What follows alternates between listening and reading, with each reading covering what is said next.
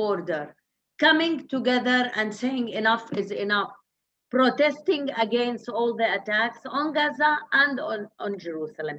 It happened, as I said, in the West Bank, it happened inside Israel by the Palestinian people. We practiced our basic right and duty to solidarity and to be part of the defense that our people are making and confronting the attack, the occupational attack on them. And at the same time, we faced another attack inside Israel, especially in mixed cities. You wouldn't believe how my beautiful city of Acre, which is one of the most beautiful cities, I think, objectively and not subjectively, one of the most beautiful cities in the Mediterranean. It was a war zone for like 3-4 days, where the police forces, the borders guards, forces of border guards have filled in the city, attacking the protesters, and you could see how they are provoking the population in order to prevent us from doing any solidarity activity or any protest activity in our town. For our regret, it became also a situation where clashes between citizens, Jews and Palestinians, happened in different cities. We lost two young men through those clashes who were shot, one by the settlers in Lod, which is a mixed city, and one by the police forces in al-Fahim, and others were injured. Today, we are facing a situation where more than 1,200 young people were arrested, and there are more to become. The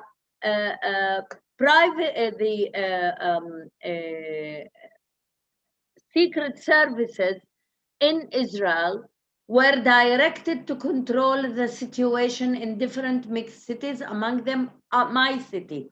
And people are arrested not by the police now if they protest, but only by the secret services, which has its own law, and we don't know anything about those young people who are arrested. We are not able to defend them. The lawyers cannot represent them in courts. They are not allowed to get any of the materials used against them. So it is very much reminding us of the military order that used to be on us as Palestinian citizens of Israel. This escalation comes especially against the Palestinians in mixed cities after many years of incitement and talking about demographic danger of us living in those cities and the necessity to Jewadize those cities. So the policies used against our own people in the occupied territory since 1967, and the same terminology is used also in these mixed cities. Jewidizing, demographic danger, we need to bring more, to have less Arabs in those cities. And it looks like also the military orders that are used in the West Bank as an occupied territory, they are going to start using it. Even there were scenes of blocking entrances to villages and towns by big cement blocks, something that used to happen in the West Bank. Why I'm saying this? Because I think Netanyahu's government and has managed, and Netanyahu himself has managed to start this fire, but he did not, as I said, expected the reaction. And part of the good signs that came out of those horrible 2 weeks is the international solidarity from all over the world.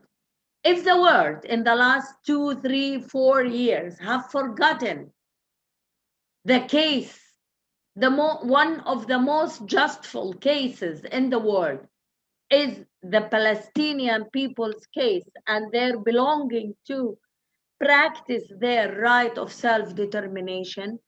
If the world have gave impunity till today to the Israeli government, especially the right-wing government, who committed one crime after another against the Palestinian people, in the last 2 weeks, the world said something different. We could see the solidarity and protest activities all over the world, and the fact the world started to understand the Palestinian narrative and the even Israeli, Jewish, and Palestinian democratic forces narrative that is saying very clear, you cannot ignore the continuous occupation and try to cover it with different semi-normalization or military accords that are happening with part of the Gulf states or monarchies. So the word solidarity should continue, and this voice should be even louder. Beside the unity of the Palestinian people around the different places where the Palestinians exist, there is, as I say, the solidarity movement, but also we noticed, and I hope that I'm reading the facts in a proper way, that there are more voices even in the United States Congress that are talking about what we have been raising for many years, which is the unlimited support from the United States administrations to the Israeli governments, and the military and economic aid that was given and still given to to Israel. And I think that we need to echo more and more the demand of conditioning, or, in my opinion, stopping this aid to Israel. But at least those who are demanding in the United States conditioning this aid with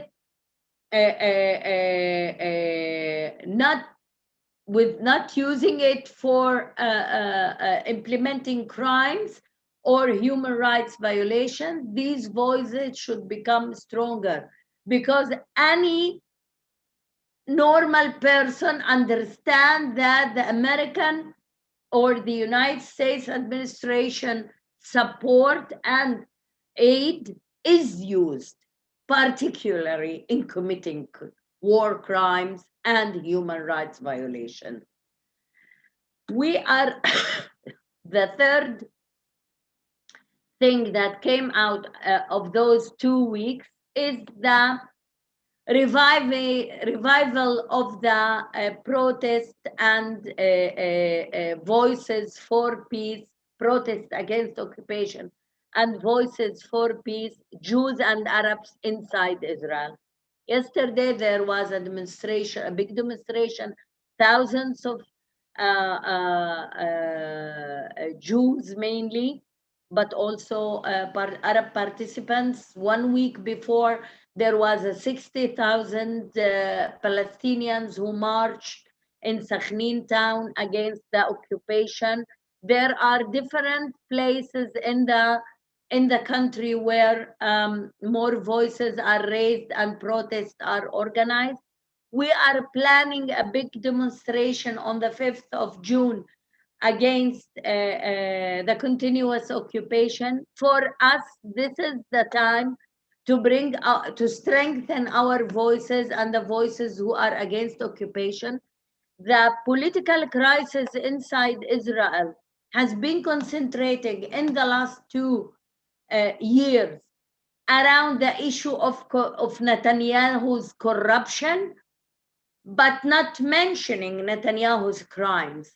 And I think this 2 horrible 2 weeks made everybody understand that you cannot ignore anymore the most important problem that is existing and making the political crisis in Israel, which is the continuous occupation and crimes committed against the Palestinian people in the occupied territory, the continuous siege on Gaza, and the fact that nobody wants to deal with this issue. This cannot continue. Now it's the time to put pressure on Israel to go on for stopping the occupation and starting a political process that ends up with the liberation of the occupied Palestinian territories, if it is Gaza or the West Bank, and establishing the Palestinian state, at least for, of course, the Palestinian state with East Jerusalem, its capital, everybody knows, and the right of the refugees.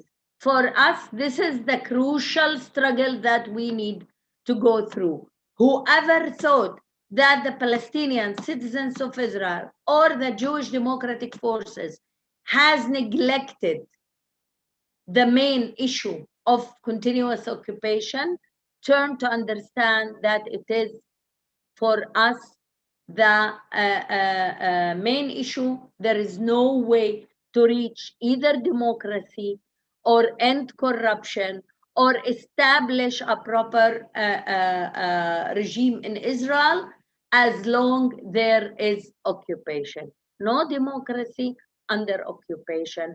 And everybody has to understand that.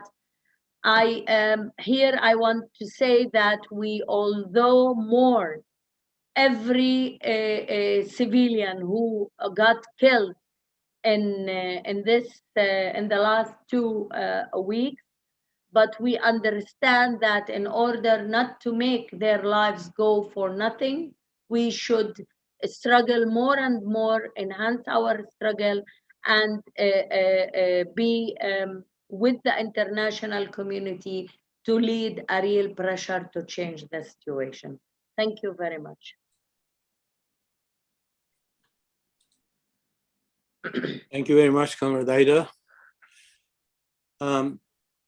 There's a lot to learn about what is going on inside Israel with regard to Palestinians too. I hope questions are raised about that too, and we can deal with it.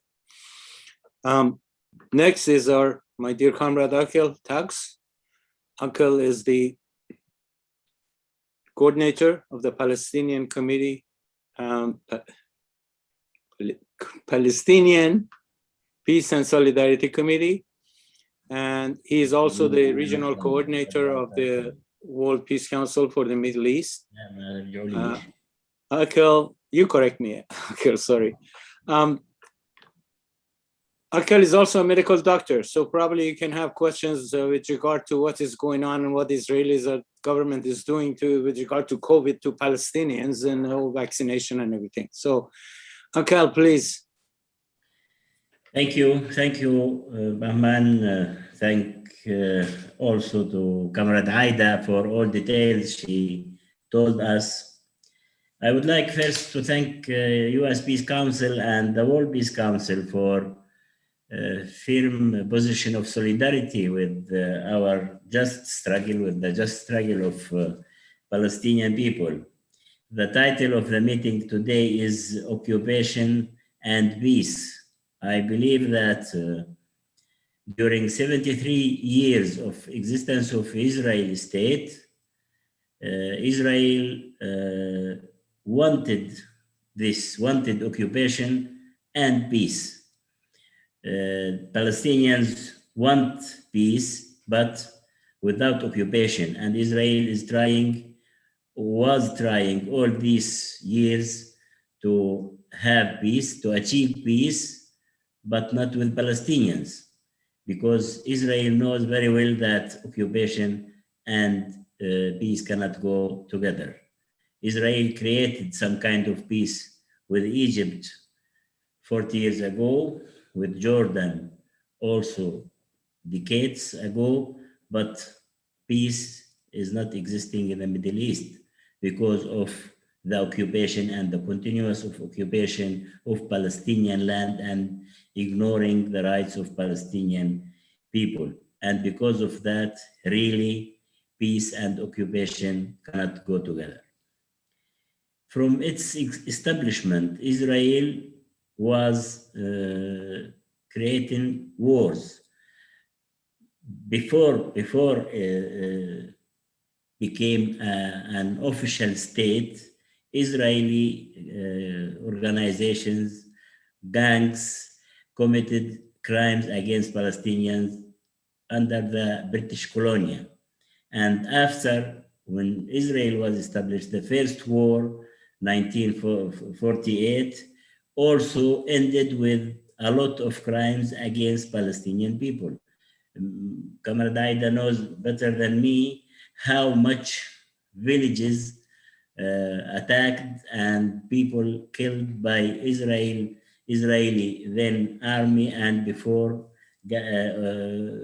armed organizations aiming to empty Palestine from its Palestinians and to establish the so-called Israel on a land without people. Land without people for people without land. This was the slogan. And because of that, Israel committed wars, one war after one.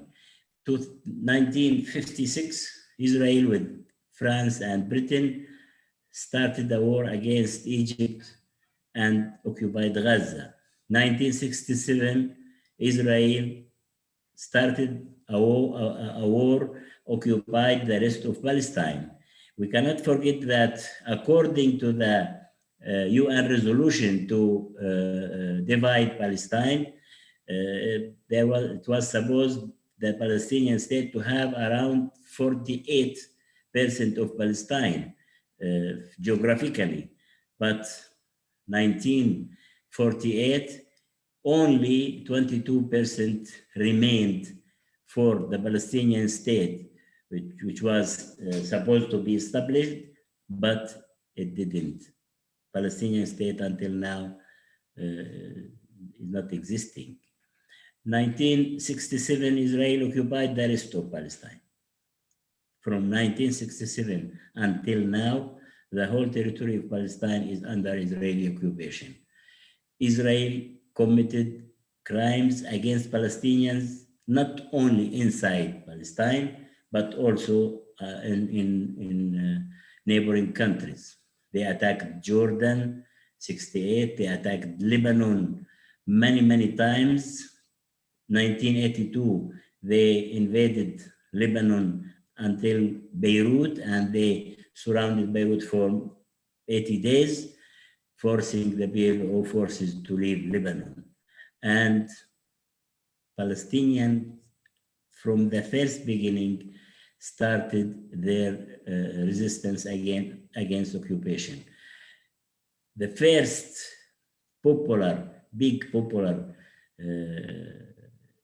uprising of Palestinians after occupation of all Palestine was 87, with all Palestinian people to participate in this uprising, forcing Israel and imperialist forces who are behind Israel, in the first place, United States, to start some kind of negotiations to solve the problem. We reached 1993 to Oslo Agreement, which was supposed to be ended for 5 years and Palestinian state to be established and to solve all the main issues, Jerusalem, the borders, the refugees. But we are now 28 years from signing Oslo Accords or agreements without solving any main issue. In contrary, we are facing a new aggression of Israel, which is continuing all these years. The most dangerous and most difficult period was the last 4 years by Donald Trump to be the president of United States, who ignored all the resolutions of United Nations, recognizing Jerusalem as united and capital of Israel, transferring the embassy to Jerusalem, cutting aid to PLO and to UNRWA, recognizing also Golan Heights of Syria as a part of Israel and the sovereignty of Israel on Golan. Israel used this unconditional support of White House, US administration, to implement all plans in West Bank and in Gaza.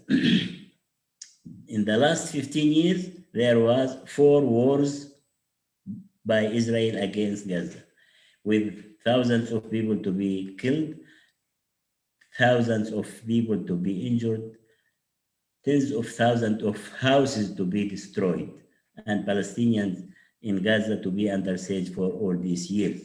In West Bank, there is a settlement policy which was tripled from Oslo Agreement until now. People now are talking about the possibility of establishing a Palestinian state, where this state can be established with Israel to control more than 60% of West Bank and to build tens of settlements in West Bank, in the so-called sea areas, in Jerusalem especially. Israel to pass through the Knesset the nationality law, which declared all Palestine as a homeland of Jews only, which means that 2 million of Palestinians inside Israel to be citizens second or third category, or to have a danger or a threat of to be transferred out of Israel. The latest war against Gaza was because of Israeli policy, especially in Jerusalem. Israel was trying all these years to empty Jerusalem from its Palestinians, citizens. Israel demolished hundreds of houses in Jerusalem. They don't allow Palestinians to build houses.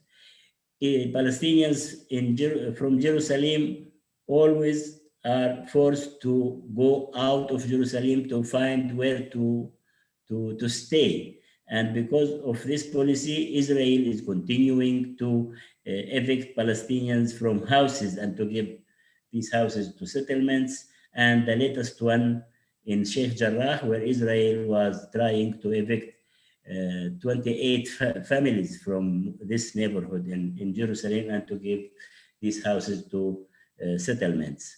Israel and Israeli settlements was always attacking the holy places in Jerusalem for Muslims and for Christians.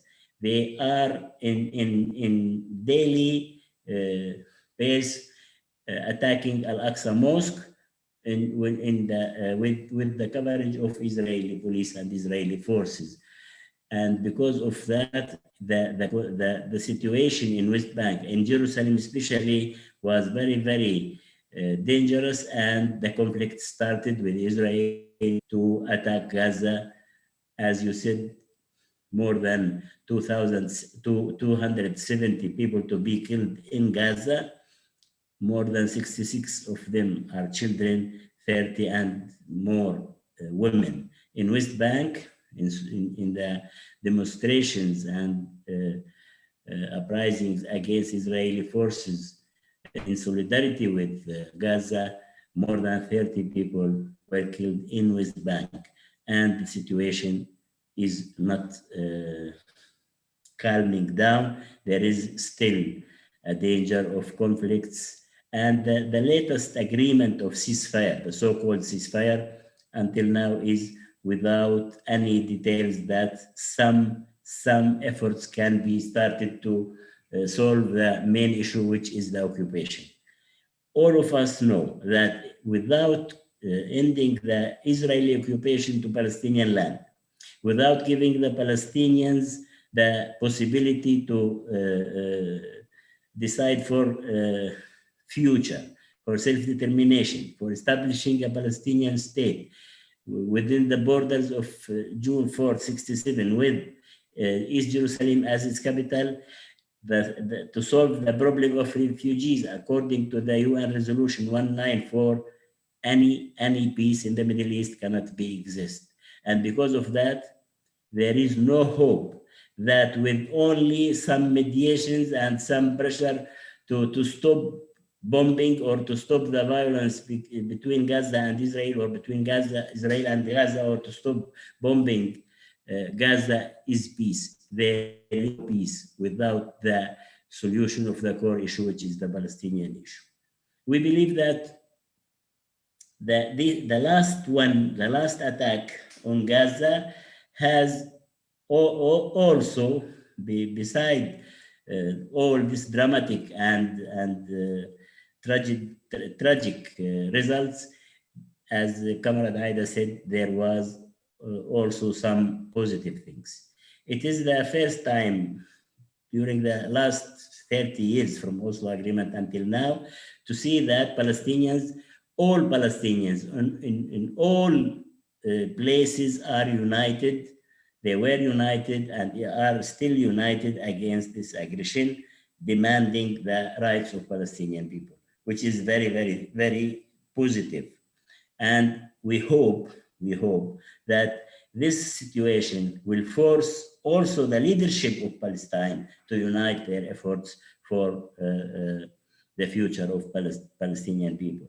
The second thing, which is also very important, is that Palestinian issue again on the table, because after 30 years of negotiations and the so-called peace process without any result, and some Arab countries to start normalizing relations with Israel without solving the Palestinian issue, as it was declared in the so-called Arab Initiative, that Arab countries will normalize relations with Israel after the solving of Palestinian issue and establishing a Palestinian state. They started under the pressure of Trump's administration to normalize their relations with Israel. We saw the theater in White House with the foreign minister of United Arab Emirates and Bahrain to sign a normalization with Israel, and followed by Sudan and Morocco. Someone can imagine that these countries were in a war condition with Israel, and they have to stop the war, to have a ceasefire and to normalize, ignoring the core issue, which is the Palestinian issue. In these two weeks, this picture was forgotten, and Palestinian issue is again on the table, and with the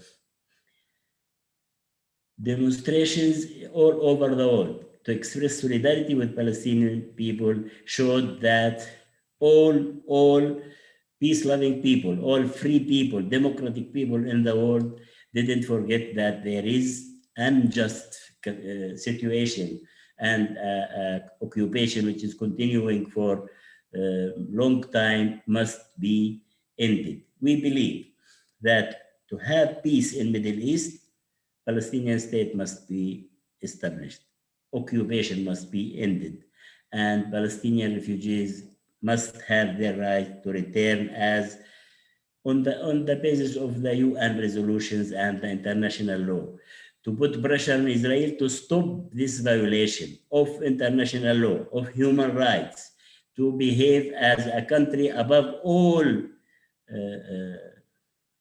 laws and all decisions of the international community. Unfortunately, international community all these years was unable to force Israel to implement any resolution for Middle East, for Palestine. And because of that, international community has a responsibility to do that, has a responsibility to put a pressure on Israel to stop that. And in the first place, if United States don't change this position, unconditional support of Israel, military, politically, and diplomatic. During the 2 weeks, United States prevented the UN Security Council to discuss the issue supporting Israel. Biden decided to have aid to Israel, military aid to Israel, $735 million. This policy must be ended and must change, because if don't, the Middle East will be always under conflicts and attacks. If we add to that imperialist forces decades are intervening in the internal situation in the Middle East by attacking and occupying Iraq, by attacking Syria, Libya, and war on Yemen, this region will be always under conflict. Again, I would like to thank you. If there will be any clarifications or questions, we will be ready to have. Thank you. Thank you very much, Comrade Aqel. There's a lot of questions coming in about various aspects of the Palestinian situation, which we will be dealing with, and I'm sure you're going to be responding to some of them. Our next speaker is Vijay Prashad. Vijay is a member of Executive Committee of the U.S. Peace Council and also Director of Tricontinental Institute for Social Research. Vijay, please. Thanks, Comrade Bahman. Thanks a lot. It's a pleasure to be with Aida, Aqel, and Iraklis. These are somber moments. There's a ceasefire, but we know that the issue here is not the ceasefire, it's ending the occupation. I want to make 5 points. The first of which is I want to clarify for people that there is no such thing as an Israel-Palestinian conflict. This is part of the propaganda that comes to us from Israel. There is no conflict. There is an occupation of the Palestinian people by an unjust process that began first in 1916, 1917 with the Balfour Declaration, and then accelerated in 1948 in the Nakba, and then the war of 1967, and so on and so forth, including the endless war against the Palestinians in Gaza that begins in 2006 and remains. There is no conflict. There is only an occupation. Israel, as the statutory named occupying power, has, since it has been named an occupying power, failed in its responsibilities to the Palestinian people in attempting, for instance, to evict families from Sheikh Jarrah in Jerusalem. Israel has committed war crimes. I want to repeat this. By failing to uphold its responsibilities as an occupying power, Israel has violated the Fourth Geneva Convention and therefore has committed war crimes. I'll return to that in a minute. The second point, within the United States, there are two principal political parties, the Democrats and the Republicans. They have slightly different social bases in the United States. There are separations in the ruling class support for these two political parties. Nonetheless, when it comes to the question of the occupation of the Palestinians, there is virtually bipartisan support.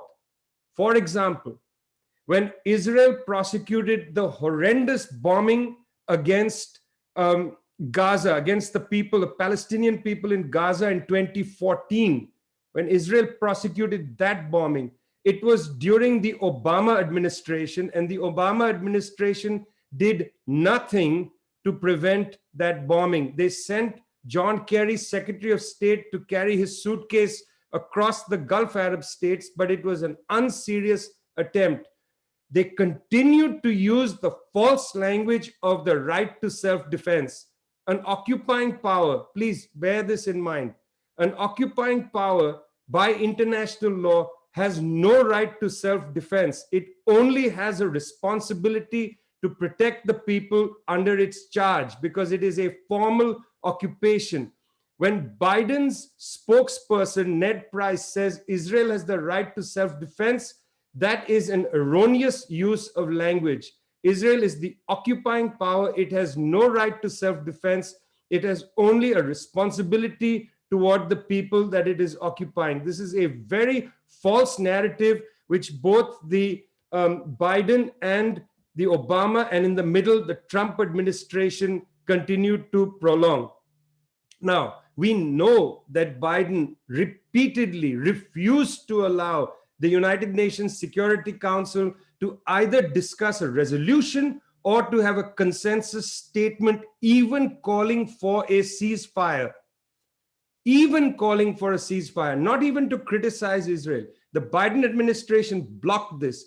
We saw the behavior of Mr. Biden personally when he yelled at Rashida Tlaib, a Palestinian origin US member of Congress, on the tarmac. He yelled at her and told her she didn't know anything. And then in public, he said, I repeat, in public, he said, we will take care of her family. We'll make sure nothing happens to them.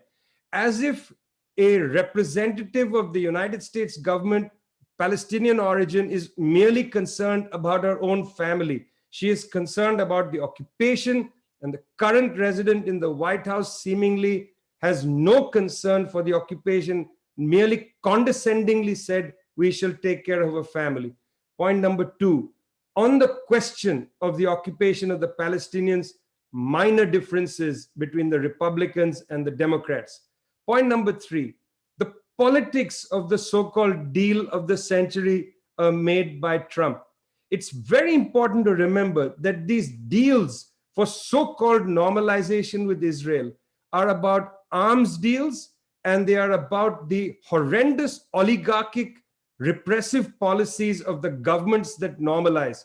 The so-called street in Morocco, the street in the Emirati areas, the street in Bahrain is not with their rulers. It's important to say that. It's important to say this is not a deal of the century made with the Moroccan people, merely with the royal family. Now, what are these deals? These deals are, on the one side, arms deals. They are deals where the Moroccan monarchy, the Emiratis, the Indian government is allowed to have arms deals with the US government and with Israeli arms manufacturers. India, for instance, buys half of all arms exported by the Israeli arms industries. India imports half of all the arms that Israel exports. Part of normalization is arms deals. Let's be clear about that. The second part of it is that these countries are given license to oppress their own people.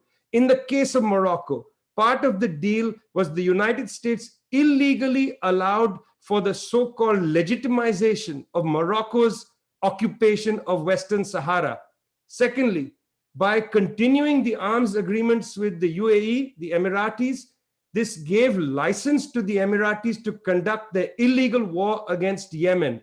And because the United States has sanctified the arms deals to India, it gives political permission for the government of Narendra Modi to continue his horrendous policies in Kashmir.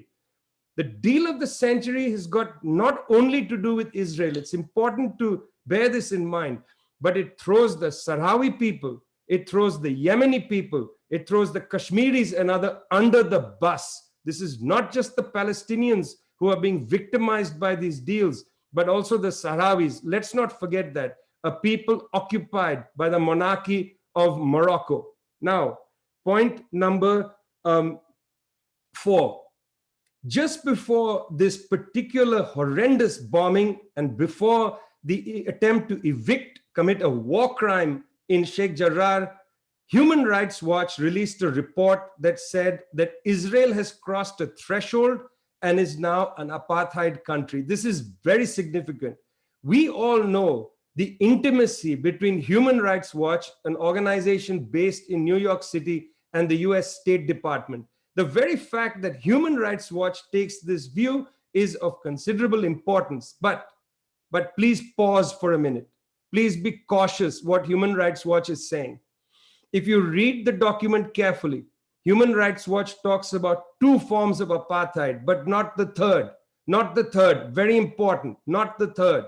What are the two forms? Number one, inside the armistice lines of 1949, the Human Rights Watch agrees that Palestinians within Israel are treated as second-class citizens when it comes to a range of issues. In that sense, Israel is an apartheid state because it treats Palestinian citizens of Israel as second-class citizens. Secondly, Human Rights Watch acknowledges that Palestinians in the occupied Palestinian territory, that is to say, Gaza, East Jerusalem, and the West Bank, Palestinians in the occupied Palestinian territory are treated in a way less than human, therefore apartheid. In these two aspects, Human Rights Watch and we are in agreement that there is indeed an apartheid condition. But Human Rights Watch does not include the most important aspect of Israeli apartheid, and that is Israel's violation of Security Council Resolution 194, and that is the right to return. By saying that anybody who is Jewish can return and get residency and citizenship in Israel, but Palestinians cannot exercise the right to return, Israel is an apartheid state. This is very significant because any so-called final settlement must include the right to return. It is not sufficient to talk about second-class treatment of Palestinians who are Israeli citizens. It is not sufficient to talk about ending the occupation of the occupied Palestinian territories. Those who are in Lebanon, those who are in Jordan, those who are in Syria, in Egypt, in other countries in the world have a right to return mandated by UN Security Council Resolution 194. It is for all these reasons that with great courage, Special Prosecutor Fatih Bensouda at the International Criminal Court has opened a file for war crimes and crimes against humanity conducted by the government of Israel. Benjamin Netanyahu is not only in the dock for personal crimes inside Israel, he is also on the dock for war crimes at The Hague, at the International Criminal Court. Bear this in mind. We need to amplify the voice of the International Criminal Court as it continues its prosecution, war crimes prosecution of the Israeli regime against the people of Palestine. Final point. It is, of course, gratifying, and we are all pleased to see a global movement on behalf of the Palestinian people. Most significantly, to see the working class struggles joining for Palestinian emancipation, to see dock workers in Italy come out and protest and say we will not load ships, to see dock workers in South Africa come out and say we will not load ships. Working class movements around the world need to engage dock workers in particular. There must be no rearming of Israel. If the governments of the West persist in sending arms to Israel, the international working class must refuse to allow those ships to travel. If Biden wants to send military material to Israel, let him carry it in his own suitcase. Let him take Air Force One back and forth. But the working class must not allow those ships to go forward. Let us take our example from the Italian dockers. Let us take our example from the South African dockers. For us, it is going to always be a struggle, not for a ceasefire, but for an end to an occupation and for the emancipation of the Palestinian people. Thanks a lot. Thank you very much, Comrade Vijay. Comrade Iraklis, please. Comrade Iraklis is the Executive Secretary of the World Peace Council, and he's speaking from Athens, Greece. Warm greetings on behalf of the World Peace Council to all participants and to all my friends and comrades of the US Peace Council who took this timely initiative, proving once more the genuine anti-imperialist stand and the internationalist commitment of the peace-loving forces and fellow peace fighters in the United States in this period. The title and the issue, referring to one of the oldest and the most important hotspots in the world, is a very successful, the slogan. Peace and occupation cannot coexist in Palestine. But is it really a dispute and fight between two sides and two parties? Or is it the expression of the ongoing, growing, expansionist occupation of the State of Israel on a people deserving freedom, its independent state, and the end of occupation? A rhetorical question, of course. No other case has so many UN resolutions from 1947 and 48 on till today. No other people has been promised so many times and for so long the fulfillment of its inalienable rights, and has been deceived and betrayed so many times by the Israeli state of occupation, the imperialist forces, amongst them and above all the US, and from the reactionary Arab regime sides, who even if and when they speak in favor of the Palestinian people, they actually fall into the back of the Palestinians by signing deals and agreements with the aggressor and occupier, neglecting totally the rights of the Palestinian people. The life of the Palestinian people was never easy in all these decades. The harassments, the restrictions, the multiple checkpoints and humiliation of Palestinians, the daily threats and danger to face at any moment an incursion and invasion of heavily armed Israeli troops in the cities and villages earlier of the Gaza and West Bank, all these last years of the West Bank, the land theft and robbery and the illegal Israeli settlements and the inhuman separation wall are just a brief description done already by our comrades Aqel and Aida for the suffering of the Palestinian people. Even in the Palestinian Gaza Strip, where the occupation forces left formally in 2005, the highly populated area is a besieged open-air prison. The daily life of people and their families does not allow, most of the times, any movement abroad, decent work, and basic social and human conditions of life. The Palestinians living in East Jerusalem have supposedly more rights. This is upon the divide and rule of Israeli occupation forces, who divide the rights and the ID cards of Palestinians in the different parts of the occupied Palestinian territories. The city of Jerusalem, which has an internationally granted special status, which includes the perspective of becoming the capital of the future Palestinian state, and its many tens of thousands of Palestinian citizens, face a continuous attack and provocation by the Israeli police forces, by its military, by armed fanatic settlers who try, with or without pretext, to evict families from their homes and in order to change the demographic picture on the ground in East Jerusalem.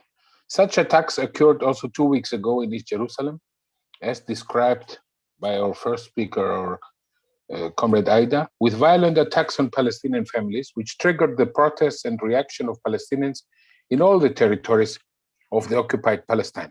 We know what followed then, with the brutal atrocities and the bombing with sophisticated weapons, even with F-35s, fighters of the Israeli arsenal against the Gaza Strip, where more than 245 Palestinians died, 65 of them children, innocent children. The ceasefire was necessary, and we fought for it, and has been signed, but the bombing has stopped only for now. The last large-scale military attack of Israel against Palestine was in August 2014, with more than 2,000 deaths on Palestinian side. And that was, as correctly pointed out, under the famous Obama administration. This time, Israel targeted vital infrastructure and water, electricity plants, destroyed residences and buildings, roads, punished the people for its desire to freedom and their legitimate right to resist the occupation, which is fully granted and underlined in the international law and in the Charter of the United Nations. What would have happened? Let us ask the rhetorical question to all of us. What would have happened if the peoples of Europe, the people of Greece and Yugoslavia, for example, here in my neighborhood, would not have resisted the Hitler-Nazi occupation in World War II? What would have happened to the people of Vietnam who resisted victoriously the Japanese, the French, and the US invasion and occupation many years back? The same question can be asked for so many other cases of peoples who resisted their occupiers and won in order to manifest the moral, the political, and human right of a people under occupation to resist its occupiers. It's one more example how international law is being trampled and neglected by Israel, which has the full support of the United States, of the European Union, without whom they would not be able to carry on the aggression and inhuman occupation for so many decades. What conclusions have been drawn now after the ceasefire? Was there any condemnation by the UN Security Council to Israel? It did not even meet because of the block the US applied on its session. Did the US or the European Union raise any criticism towards Israel? They provocatively spoke about the right for self-defense of Israel, which is a cynical and hypocritical approach. The Biden administration in the US even went beyond this. They sold in the middle of the aggression weapons worth $735 million to Israel, just in order to reload the ammunition and the arsenal of Israel, which was using it in order to kill the Palestinians. We know too well about how the Trump administration boosted the Israeli aggressiveness. The recognition of Jerusalem as a so-called undivided capital of Israel, the shifting of its embassy from Tel Aviv to Jerusalem, the shutdown of the PLO office in Washington, D.C., the cuts of the funding towards UNRWA, and the famous Century Plan, which includes, of course, all the other deals, including the recognition of the Syrian Golan Heights as annexed territories of Israel. But what from all the above mentioned has changed with the Biden administration? Actually, nothing. On the contrary, we saw a bombing in the first 35 days of US President Biden on Syria. We saw all his attitude and actions these last 2 weeks, which actually gave impunity once again to Israel. Let us give a look to the European Union, whereas its governments are refusing to recognize Palestine as an independent state, with one exception, Sweden, and of course, the respective affiliation to the United Nations. Their style or wording, the European Union level, might differ sometimes, but in essence, it is exactly the same, which legitimizes the occupation and deprivation of rights of Palestinian people by equating victim and aggressor and taking so-called neutral stand. But there is no space for any neutral stand, for illusions or fake tears about the suffering of the Palestinians while the Israeli occupation is advancing and deepening. This is just an act of double moral and hypocrisy. Allow me some reference also to the Palestinians who stayed in their homes and villages in 1948 when the State of Israel was created. The Palestinian citizens of Israel, who are second-class citizens, if not something even less, are living with and suffering as well from the discrimination and harassment, often by house demolitions and witch hunting by the state and parastate forces, by Israel, which is applying the reactionary so-called national law, aiming at the Judaization of the state and of the society. The same aim applies for the city of Jerusalem, as we witnessed in the recent aggression. The peace-loving forces inside Israel, Palestinians and Jews, are the best allies of the Palestinian cause. It might be easy, friends and comrades, for example, to have a demonstration in Athens in front of the Israeli embassy, as we did it last Sunday with many thousands of people. But it is rather a courageous political act which deserves our respect if thousands of Israeli citizens, Palestinians and Jews, go in front of the war ministry. This is the defense ministry, but it's actually the war ministry in Tel Aviv with Palestinian flags, and during the aggressions against Syria, even with Syrian flags. So you need really courage to do that, because these are actions which are not without consequences later on for the participants of such demonstrations. The inhuman and brutal face and actions of the Israeli state are also visible in these challenging times of the COVID-19 health pandemic. While Israel is championing with the highest percentage of vaccination reaching maybe 70% of population, it denies any of such vaccines for the Palestinians. From any scientific and responsible point of view, a country is immune only if its neighbors are also immune towards this disease or threat. But for Israel, what matters is only the hatred and the indifference towards the people under their own occupation. But because business is business, they do one exception. For the thousands of Palestinian workers who cross the borders every day as cheap labor for the Israeli factories, they give them vaccines. This is another cynical expression of the Israeli approach. They receive vaccines for obvious reasons. Israel is applying by this also an apartheid system on the vaccination. Allow me to end and to reaffirm our unconditional solidarity with the Palestinian people and to explain the World Peace Council principal positions for the solution of the issue, especially these days.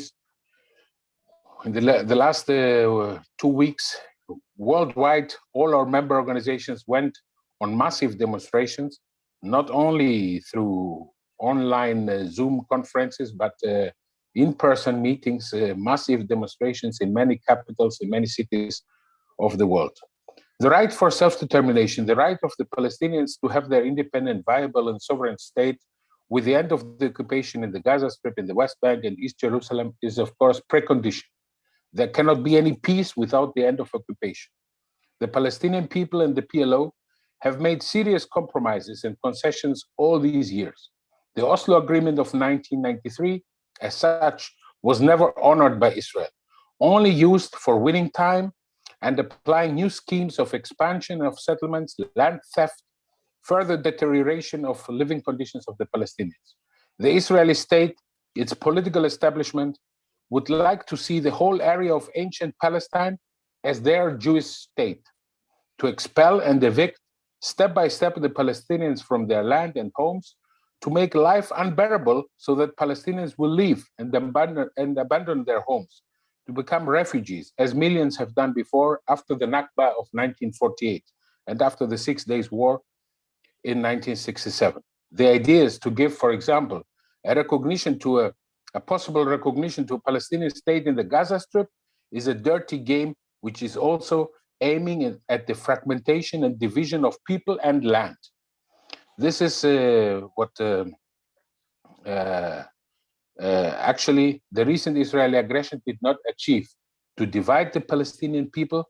On the contrary, I agree that there is a revival of the unity, and we hope and looking forward that this will help in the coming days in the common struggle for the achievement of the goals of the unfulfilled dreams and desires and rights of the Palestinian people. Anyone who speaks today and with the conditions and at the stage of things internationally about the so-called one-state solution of Palestine in its ancient borders might get an emotional and sentimental credit and applause, even from friends of Palestine for the moment. But the reality is totally different. It might have been noble to think and consider such an option some decades back, but for the last 30 years, with the international correlation of forces, which are obviously much more negative, and the occupation applied by Israel on all levels, such idea would lead only to one enlarged Israeli state where all non-Jewish citizens would live in a real apartheid state, not apartheid style state, but in a real apartheid state, as it was the case in South Africa before 1994, where the black majority was actually oppressed by a small minority of the colonial white rulers. We would make them a favor to the enemies of peace and to the enemies of the Palestinian people by advocating this option, by stepping back from the principled position we have, and on the basis of which more than 130 member states of the United Nations have recognized Palestine. In this negative correlation of forces, it appears difficult, we know, to imagine how things would develop and reach the point for the establishment of the Palestinian state in the pre-4th of June border of 1967, with East Jerusalem as its capital, how the right of the Palestinians to return to their homes, according to the UN Resolution 194, would be implemented. The struggle is anything but easy, and we are fully aware of it. But we are in full and absolute confidence and coordination with our partners in Israel and Palestine, as it is also here in the panel represented by Comrade Aqel and Comrade Aida. It is us who are defending the principles of the founding charter of the UN. It is us who are defending the resolutions of the United Nations on just causes like Palestine or Western Sahara or Cyprus cases under partial or complete occupation.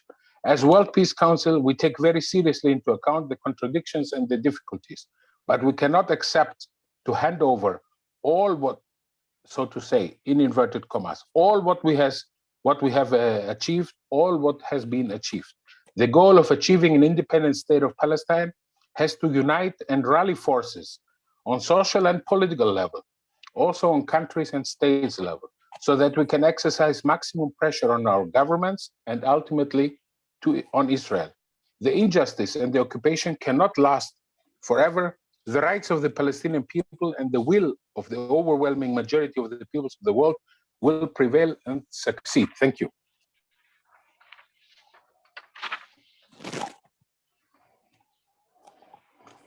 Thank you, Comrade Iraklis, for extended discussion of the whole situation in the world, which was very helpful. We have a lot of questions. I just received a text from Comrade Aida regarding a new development in Israel. If you want to discuss that before we get to the questions. No, it's okay. I just wanted to apologize because I'm on off. It's just that now I keep getting information from my comrades that there is a new wave of arrests, especially to our comrades. So sorry that I'm on off with the video. I'm dealing with another issue here. So, okay. I hope that it's nothing. I hope our comrades will go through that too. Thank you, Comrade Aida. There are some questions that are more directed towards Comrade Aida and some more directed toward Comrade Aqel. And there are some general questions. One of them, which was repeated one after the other, was the question of one state, two state solution. Of course, analysis is one thing for us, but in terms of the right of our people, Palestinian people, I think it's up to them to decide. We can have our own analysis and points of view, but we respect the UN resolutions, we respect the consensus in the world, and we go by that until Palestinians, the majority of Palestinians change their mind about that. But that's a different story. We do not consider ourselves a judge of that. It's up to the Palestinian people. But Comrade Aqel, first question came regarding COVID. Although Comrade Iraklis mentioned the general situation, but do you have additional information to add to it? Yes, as you know, Palestine is not a rich country. It is not even an independent state, and Palestine faced a real and huge problem with COVID-19. But as you see that big, rich, and strong countries face the same problem from Europe, United States, India, and so on and so. We managed to face this problem with our little possibilities. But now we have a real problem with the vaccine. As you know, there is a problem with this vaccine that Palestine was waiting from World Health Organization to help through this system, and some other countries to give some amount of vaccines to Palestinians, because there was really apartheid behavior from Israel as an occupier toward Palestinians. They didn't give what they have. Israel had more vaccines than any other country. Israel vaccinated with second dose more than 70 or 80% of population.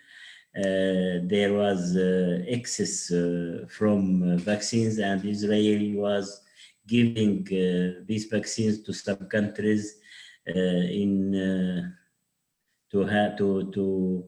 transfer their embassies to Jerusalem. They used it politically. And until now, Palestine is waiting for an amount of vaccines to have the possibility to vaccinate the population, because COVID is still there. Palestinian people forgot for 2-3 weeks COVID-19 because there was more dangerous, and priority was to the Israeli crimes against Palestinians in Gaza and in West Bank and everywhere. Also, as Comrade Aida mentioned, inside Israel. But the situation is still difficult. We faced a lot of problems in the beginning with not having possibility to face the pandemic in hospitals with instruments and medicines, and now we have the same problem with vaccines.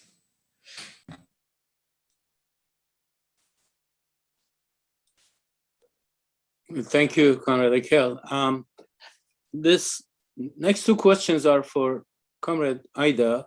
I'm going to combine them, although they may not be related, but I want to give you an opportunity to deal with them at once. One is that Palestinians inside Israel, how have they survived from being driven out all these years? That's one. And second is, it's another question that is dealing with the question of the use of the Arab-Israeli citizen as a reference. The person who asked actually is opposed to using that term.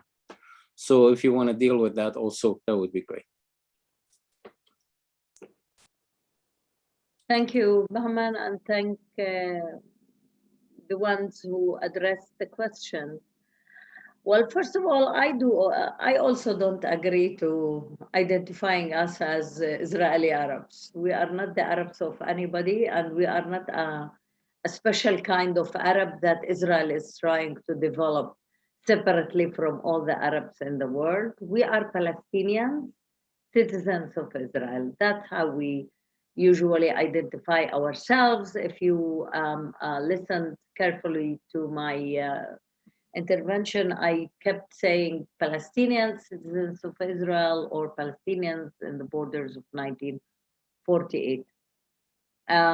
Usually Israeli Arabs has been the concept that was used by the Israeli establishment to isolate us from the Arab nation, or isolate us from our own people as Palestinians, and as if to create a new identity that is combining, relating, making a new kind of a person called the Israeli Arab. So yes, that's not how we identify ourselves. The other question was how we stayed in our homeland. Well,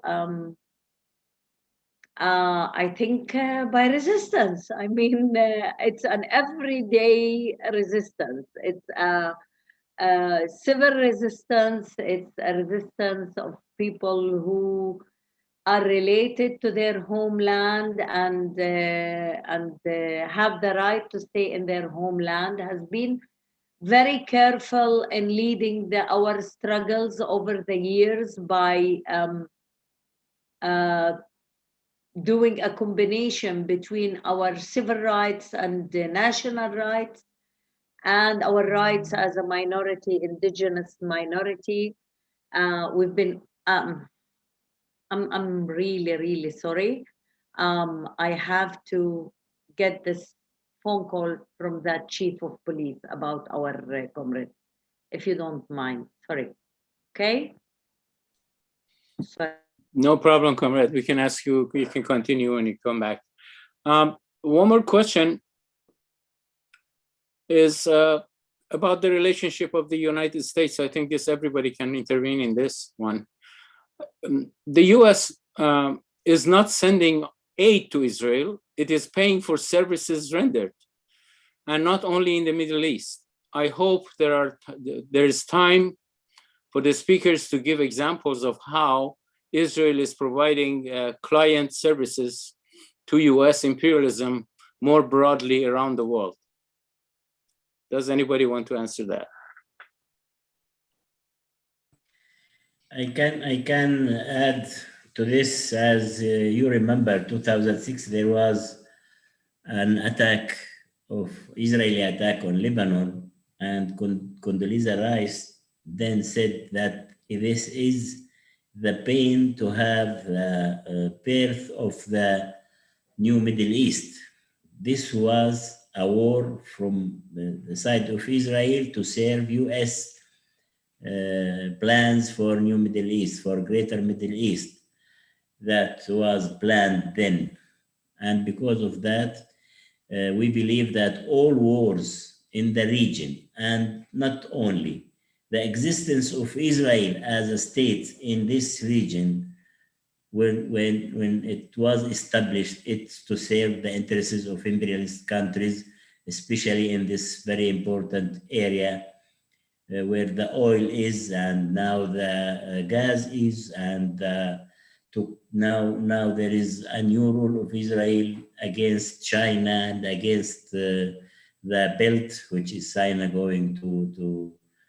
Because of that, there is also examples in Latin America, in Africa, everywhere. Israel is there to serve US interests first, but in general, the imperialist economical interests in the Middle East and otherwhere. Thank you, Comrade Aqel. Anybody else? Vijay? Well, I'm not sure that, you see, it's an old discussion, Comrade Bahman. Who is the dog? Who is the tail? And I think this is not a good way to frame the issue, patrons and clients. I think there's broad strategic alignment on many issues between the ruling class in the United States and the ruling class in Israel. On some issues, there are divergences. So I actually don't think there's a paymaster involved here. It's just that there are broad alignments on many, many issues. For instance, on the case of India, which I know rather well, Israel provides a great number of services to the Indian security state, including intelligence services.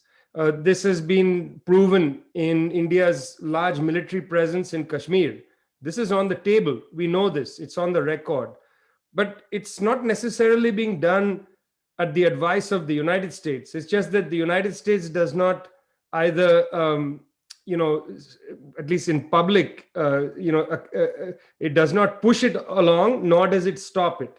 It allows it to happen. Now, I just feel like we need to understand that the way imperialism functions, it functions in a tentacular way, like the tentacles of an octopus. And sometimes the octopus doesn't have one brain. I think that's important for us to understand. Our understanding of imperialism isn't one of conspiracies. It's not that 5 men sit in a room and set the agenda for the world. It's that there are some class alignments that benefit different countries, and these class alignments appear as if that people are making prior agreements. Sometimes there are no agreements, there are merely alignments. So we should have a broad understanding of this. I think it would be helpful for us to see how the United States government at times is in complete alignment with the Israeli ruling class, and sometimes is not.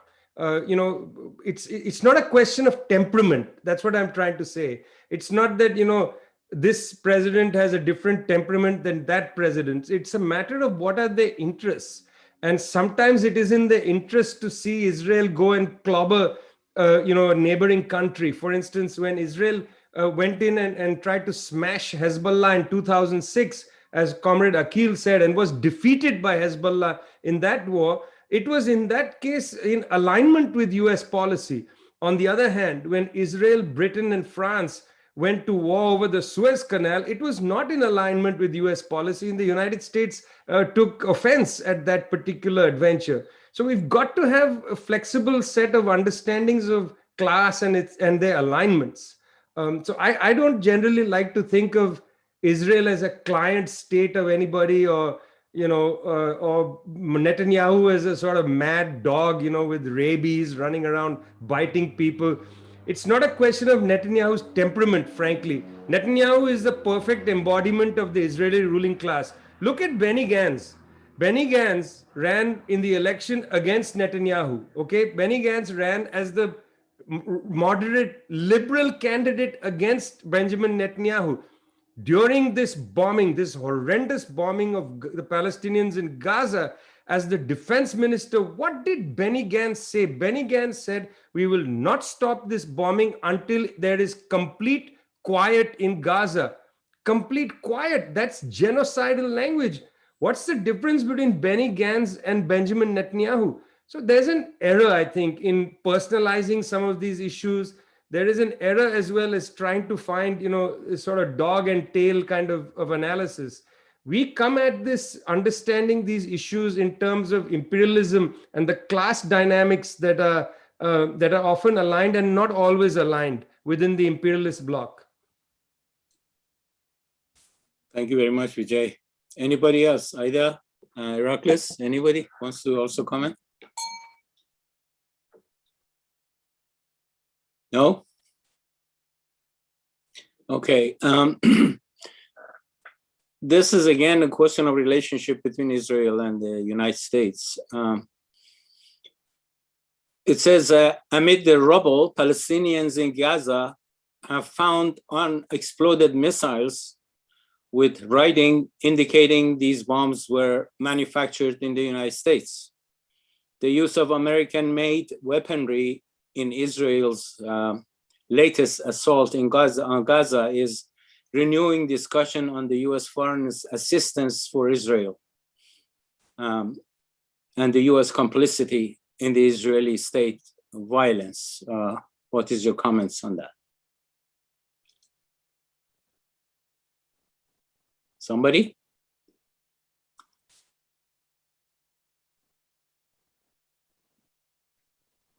No? Yes, maybe I would like to say two words.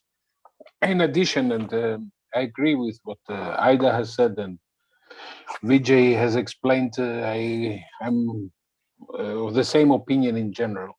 Let me add two elements. Speaking about imperialism, we analyze and consider it as an international system, so which is serving, in general, the interests and of course the profits of big capital, the monopolies and the multinationals, which does not mean that there are no also competition and rivalries between imperial states. And then it is a matter also of who will prevail above the other. There are often contradictions between France and Britain, or France and the US, or even Germany and the rest of the Western bloc under NATO, because every ruling class and its political personnel is taking care of its particular and special interests. And this goes even in the crisis and the encirclement of Russia by NATO. Germany and the German industrialists are interested in cheap gas, and are not interested to buy liquid gas from the US. It's not profitable for them. I'm using these examples. There are many others. In the case of Libya, France was already flying with its Mirage 2000 fighters above Libya when it was pushing the UN Security Council to give the green light for actually the attack through the decision for a non-flying zone. but it was France who was losing major contracts by Colonel Gaddafi. So France had the biggest interest. Likewise, when the US invaded Iraq, France did not join. When France later asked to be part of it, the US said, no, we cannot give you any share, the oil is ours. And this they said literally, because the one who is carrying out the war has also the first word in the profits, and this is so openly and cynically said. So back to Israel and its role.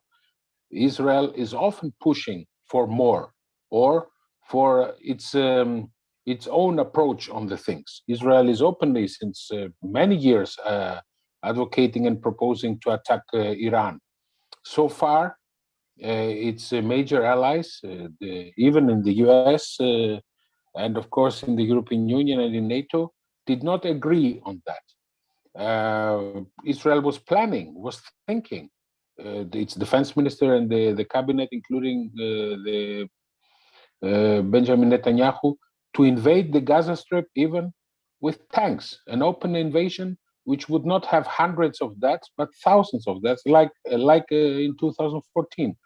Maybe, I have no secret information, maybe that was too much, even for the US establishment, because nobody would be able to defend or to justify with this approach of legitimate self-defense if Israeli so-called defense forces, this is the name of the Israeli army, would invade and kill thousands instead of hundreds. So there are such differences. And of course, I want to underline that the theories of conspiracy that the Jewish capital and the Jewish lobby in the US is ruling over the White House, all these are not, of course, very intelligent approaches. There is no such thing. The military aid and the support of the US to Israel, which is its watchdog in the Middle East, even if it is $4 or $5 billion, and the selling or the sale of arms like now is good profit and business also for the military industrial complex of the US. And at the same time, Israel is taking care of the imperialist interests in the area. The same US is applying also in other parts of the world, with Colombia, which is the Israel of Latin America and so on. So the relations are clear. It is they are interrelated. It's an imperialist system. There are contradictions and even antagonisms. But till now, the US is on the top. It is, the major force, and this has not changed, and Israel cannot challenge that. Thank you, Comrade Iraklis.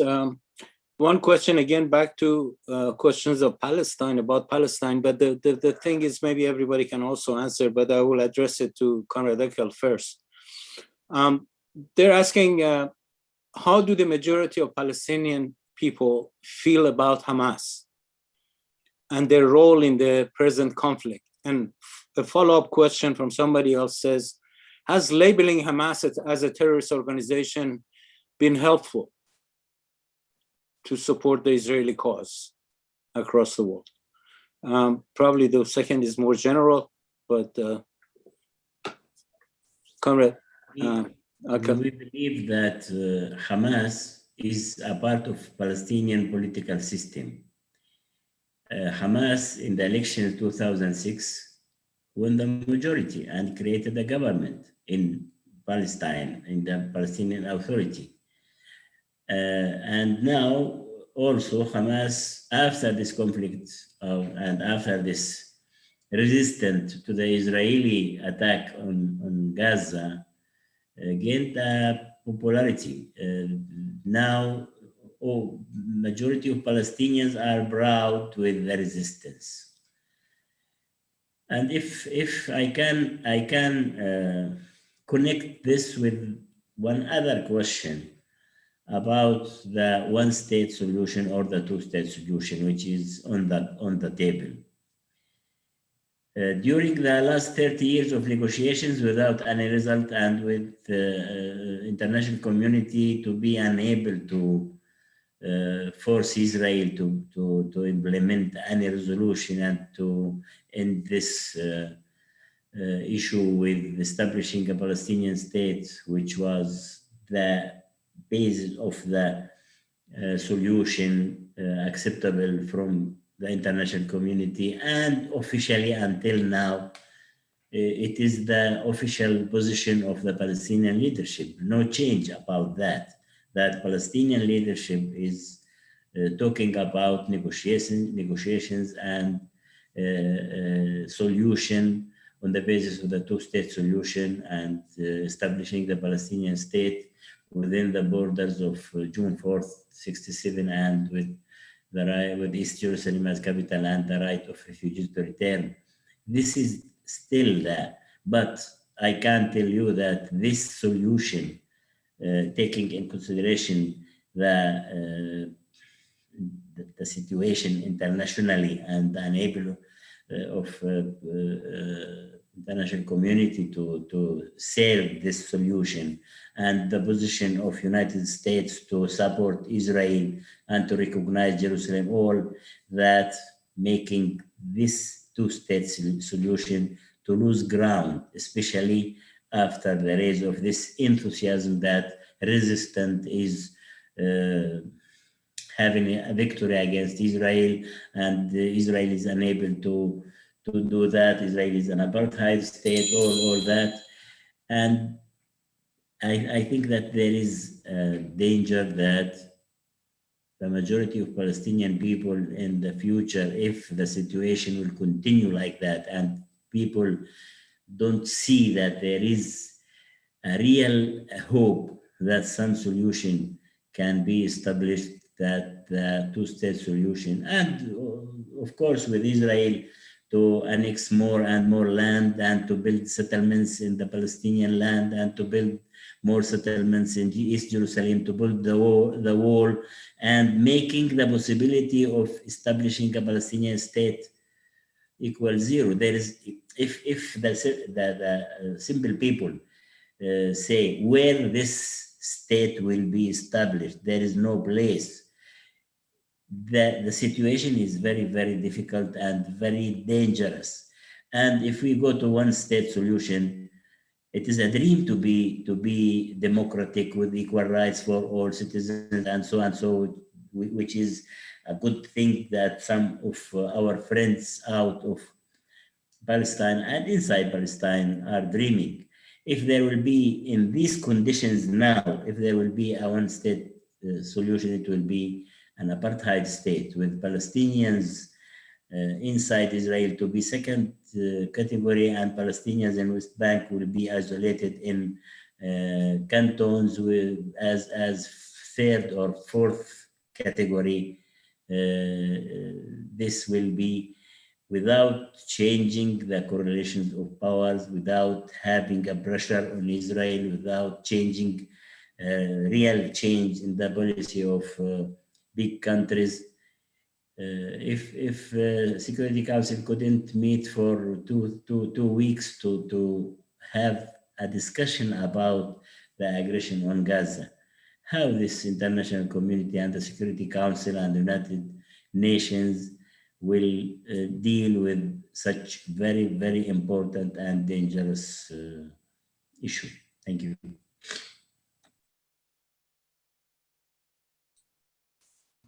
Thank you, Comrade Aqel. Anybody else wants to comment? Yeah, Bahman, can I just make one point yes. just to underline what Comrade Aqel said? Sure. In 2013, the UN Economic and Social Commission for West Asia, that is ESQA, based in Beirut, Lebanon, released a report, an official ESQA report, where they looked across the entire Arabic-speaking lands, and they pointed out that there were two states in the totality of the Arabic-speaking land that practice apartheid policies at their core. And these were Saudi Arabia and Israel. And what the ESQA report pointed out is very significant. They pointed out that Israel at its core, although it is a country which doesn't verbally declare this, and in 1948 it doesn't verbally declare this, Israel understands itself to be a Jewish state. All the policies are basically to give preferential treatment to people who are Jewish. That it is on that basis that ESCWA said it is a apartheid state. One of the reasons why Israel opposes the one state solution is Israel recognizes that there is a demographic disadvantage and that the character of the Jewish state will be annulled. So I think Comrade Aqil's point is very important. The correlation of forces do not provide sufficient confidence that Israel will accept becoming a secular democratic state. The correlation of forces do not provide confidence that Israel will accept, the Israeli ruling class and large sections of the population will not accept becoming a secular democratic state. So therefore, to call for a one-state solution is in that sense illusionary, and it goes against our understanding of what is possible at the current point. You see, we are to some extent utopians because we believe in universal humanity and we believe in love for human beings and so on. But we must also have a hard-boiled understanding of the relations of power in our time. And the relations of power in our time make it possible only to understand the possibility of a two-state politics. Let me actually tell you what Israel's understanding is. Israel does not believe in a one-state solution. Israel does not believe in a two-state solution. Israel actually believes in a three-state solution. In other words, Israel wants to put so much pressure on the Palestinian people that they move away from the lands between the Jordan River and the Mediterranean. They move to the three states of Lebanon, Jordan, and Egypt. That's Israel's actual solution. It's a three-state solution. We oppose the three-state solution. In fact, we call for the right to return of the Palestinian people. Because the one-state solution is not going to be acceptable by Israel, and Israel has the upper hand in terms of international power relations, because Israel is in favor of a three-state solution, it is for that reason that in the short and medium term, the only possible demand from socialists is to call for a two-state solution. That's the context in which we have to understand the situation. I want to add two words around that. Sometimes Israel wants two-state solution, but not inside Israel. They want a two-state solution in West Bank between Palestinians and settlers. It means that there will be a three-state solution: Israel, Palestinians in West Bank, and settlers in West Bank. They can imagine everything except giving Palestinians the right for self-determination and establishing a Palestinian state. Despite there is resolutions 181 and after, and this is the imagination of the extreme Israeli settlers who are now in the power, because we believe that Israel is moving more right, extreme right, and this government is representing Israeli settlers. Well, I think the model for one single state solution is what is going on inside Israel with Palestinians. I think Aida should mention a few things about that. Yes. First of all, I would like to say that Vijay, it's not the three-state solution. It's the 22 state solution. Whenever we speak out in Israel, they tell us, you have 22 Arab countries. Why don't you go there and be citizens there instead of staying here in the Jewish state? So it's there's many options on the table from the Israeli side, except the two-state solution. Let's put it this way. And I think maybe it's about time that we need to stop talking about the two-state solution, because It is not that we are now demanding that 2 states will be created. What we are demanding now, there is a state of Israel, and it's kind of one of the superpowers in the Middle East, and maybe in many regions. So what we are demanding is the right of self-determination for the Palestinian people, and you can add, in order to calm down everybody, alongside Israel. This is the main focus that we need to focus now, because it is, nobody is speaking about as if destroying Israel or forbidding Israel from continuous to exist. But we are talking about the fact that the Palestinians, who are the ones who are deprived of their right of self-determination and of independence and being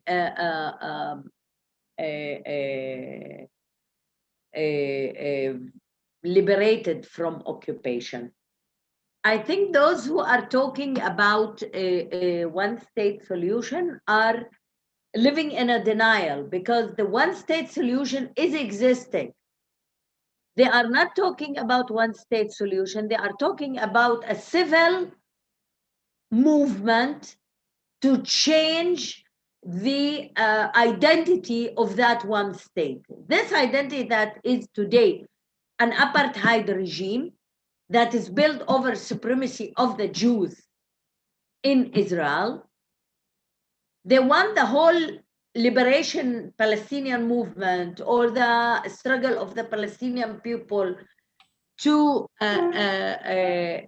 stop the occupation or to liberate from occupation, to turn into a kind of civil rights movement that is trying to bring democracy and equality from the river to the sea. And I think it's not up to anybody of the peoples of the world to decide such a decision except the Palestinians themselves. And I think the point that you mentioned about the correlation powers and the fact that if the world is not able to hold Israel accountable, now when it is recognized as an occupying force on Palestinians, you know, whenever we talk about our problems as citizens of Israel, the whole international community say, well, it's an internal issue of Israel. We are not going to interfere in internal issues in Israel.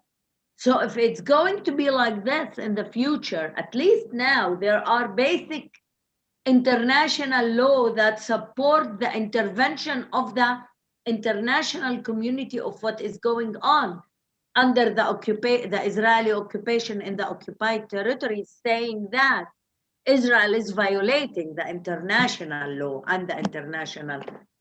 But when we start talking about a one-state solution as if an apartheid regime that should be diverted, I'm not sure how much people or how much the international community, which is holding Israel and giving Israel impunity till today under occupation title, is going to interfere when it becomes a civil rights movement. So with all of that, I know for sure that 72 years, the Palestinian citizens of Israel have been fighting for civil rights and equal citizenship in Israel.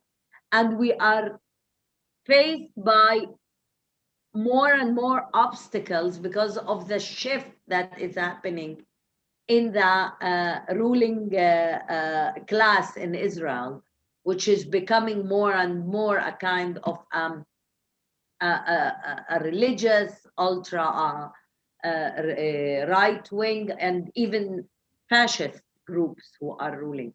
Aqel has spoken about the settler state. Israel is becoming the settler state. The settlers are sitting in the ruling, in the government.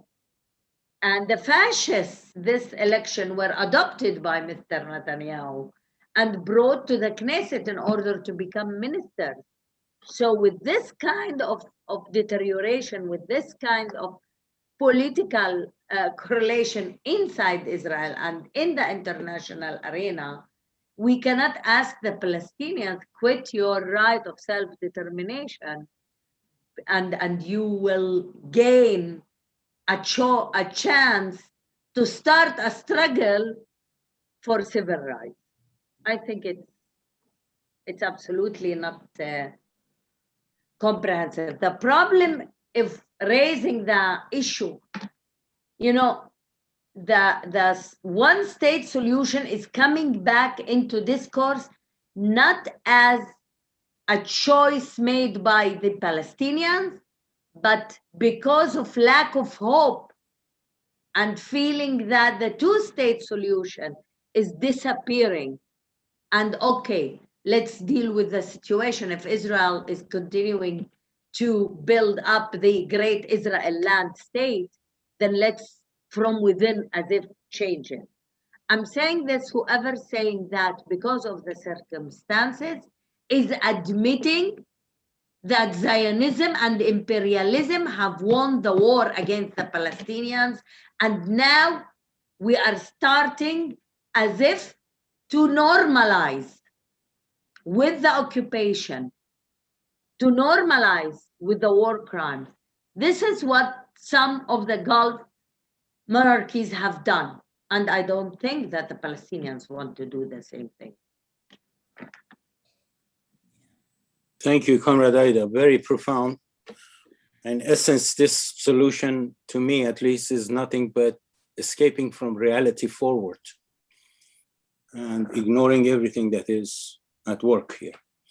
I wish we could have a world that many of us are fighting for, a socialist world in which none of this existed, but that is a precondition for even that solution. So I would like to ask Comrade Iraklis to, since in the next 3-4 minutes that we have, to kind of make some closing remarks. Thank you. Thank you, Comrade Bahman. Allow me, also it is self-understanding, to fully agree with what Comrade Aida said. I mentioned in my